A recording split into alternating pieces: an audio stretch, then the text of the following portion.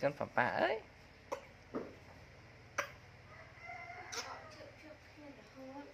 มันtóc sớm cho chlo đắc mấy mà tận nó tới mà cái lại đắc anh bay tận nó anh hô cho làm bông con